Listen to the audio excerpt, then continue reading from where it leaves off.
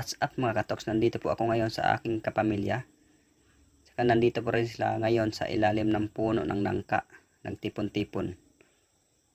At sila po ay kumakain ng kamuting kahoy mga katoks.